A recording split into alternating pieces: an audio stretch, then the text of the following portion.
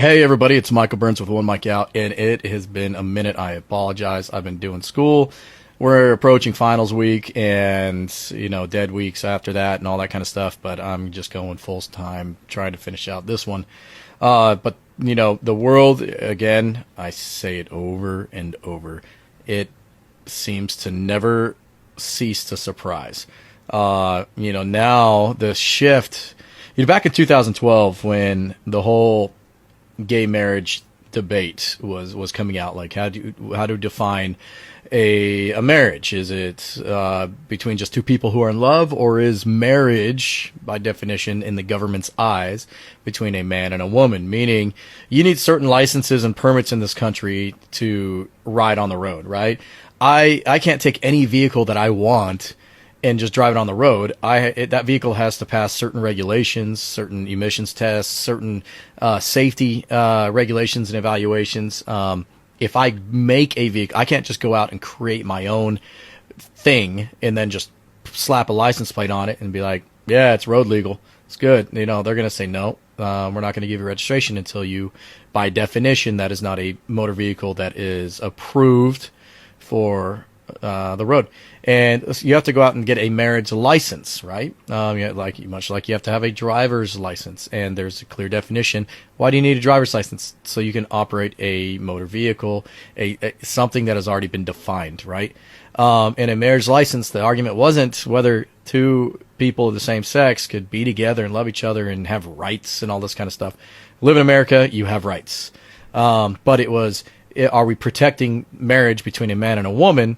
And that's the definition of it, and then come up with a different word, coin another term, come up with something else for same-sex couples who want to be, together in the government's eyes and want to have to be, in my opinion, this is unpopular opinion, but why get the government involved in your relationship anyway?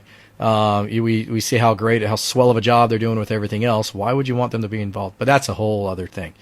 But I said back in 2012 when this debate was happening, you got to be careful with the Pandora's box that you're about to open by saying, no, it's between anybody. Because the argument at the time was, I can't help who I am. Remember, the argument was it a choice to be homosexual, or you're born that way, and yada, yada, yada. And I believe it's both. I believe some people are born that way, and I believe other people do it as a fad because, we're humans. We're not perfect, and some people go through weird fads and phases in their lives, and they try different things, and yada, yada, yada, and that's just how it is. But the Pandora's box that was opened was, this is who I am. This is the way I am. This is who I can't control, who I am attracted to. And now I said way back then, 11 years ago, you're going to have people who are attracted to kids come out and be like, I can't help it. This is just who I am. Don't judge me. Bad on you. Shame on you. And the Pandora's box that was open was the questioning of that, the making that question a valid question in the eyes of the crazy. And the crazies are the ones who are running the country today. And so that's what we meant. There needed to be a clear delineation. There needed to be a clear line in the cement stating what a marriage was and what it wasn't, because the more you broaden it, then you're going to get people. A lady wanted to marry an airplane, and another wanted to marry a roller coaster, and another a hamster. Where does it end? Where does the madness end?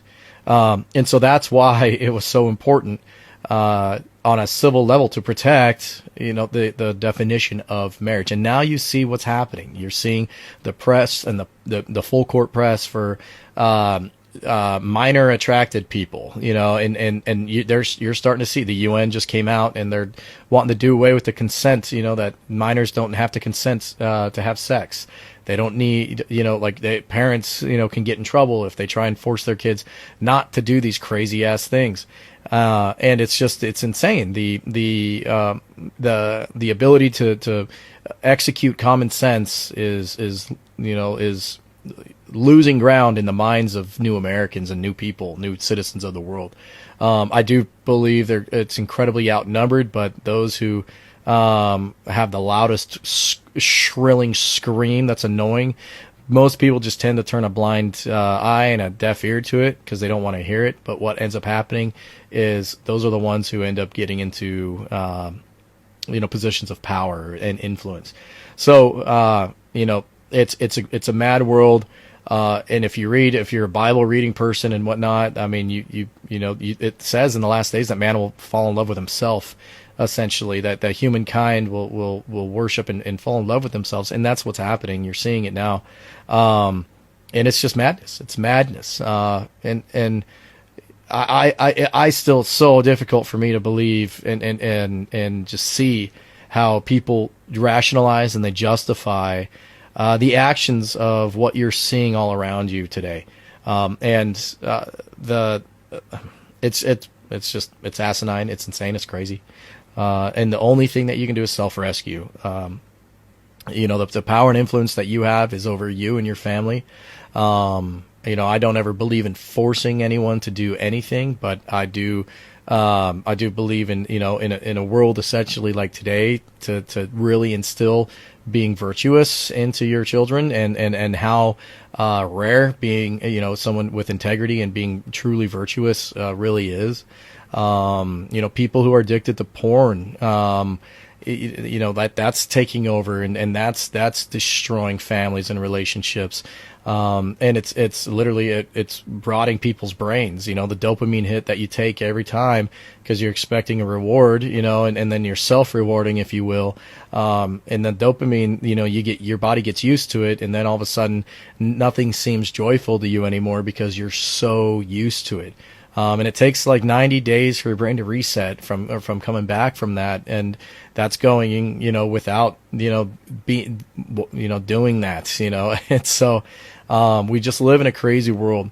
A buddy of mine put up a post the other day and it was talking about social media being like essentially a cancer. And that's what started this whole thing. And I would actually go back further, that it was the smartphone. It was the access, that was the vehicle, the smartphone is the vehicle to have different types of social media platforms, different types of content at your fingertips. For as much good as it causes, just like the airplane. Think of the airplane. The airplane was meant, by the Wright brothers. It was an awesome new concept. People could travel. They can go to places they never thought they could go to in a wicked quick amount of time. And it was used for good. But then, of course, with the good comes the bad. People were like, we can drop hand grenades from these damn things. We can mount guns to these things. And then all of a sudden you have a warplane. And the same with the phone, where it was such a good thing. There was a smartphone. You had all these different apps and capabilities where before it was just a communication device. But now it turned into your media device. It turned into how you get your news. It turned into how you talk and interact with your friends. People have relationships over these damn things. People watch their porn on it, and people, try and hire people to kill other people on these things. I mean, it's just there's so many uses for the smartphone. And then you're seeing what's happening today. People, with developing brains who are young, they get these crazy indoctrination type ideas thrown and forced into their brains because they're watching these TikTok videos and these reels, and they're watching these crazies on CNN, with purple hair who are calling themselves, Sheila, but they were really Bob from down the street, and they weren't making it as a dude because they were just a piece of crap. And now they're going to try their hand at being a woman, and you're seeing the whole men, biological men trying to participate in female athletics because they sucked in their own world. So now they're trying to infiltrate there. And there's no women on the left. It's so crazy who are screaming about it. It's all like, it's insane, people. We live in an insane, crazy world. But, I hadn't put one of these up in a minute. It was a rant. I want to know, I know a lot of you are going to be like, right, it's crazy. But what do you think we can truly do about it? Like, in all honesty, what, other than when I say self-rescue, because I'm a firm believer that it's just, you can only control you and your family, and what you feed your family mentally and physically. So, what do you think can be done about it? Because what we're looking at right now is we're on a dead end, or not a dead end. We're on a bullet train towards socioeconomic collapse when it comes to everything else going on in the world and in the country. With stock markets, the first thing to go, dollar, then followed by stock market, or stock market followed by dollar, followed by real estate and everything like that. And then obviously on the society, side of the house, you have the degradation of society. You have the declination and deterioration of society and civilization, and that's how it all starts. So what do you think can be done to stop it? Do you think there's anything? I'm a pessimist in that regard, and I don't think there's truly anything that can be done to stop it other than a higher power getting involved. But I do believe that, it starts at home with the family unit and reinstilling morals and values. But I think it's a losing battle due to the amount of content, that crazy, insane, that you never would have thought would be a thing you'd even think about being available for your children to watch and participate in their phones. And then you get the crazies coming out of the woodwork wanting to have sex with them. So what do you think can be done about it? I want to know. But this is Michael Burns with One Mic Out. Like, follow, do all that craziness, and we'll hit you up with the next one. You all have a good one.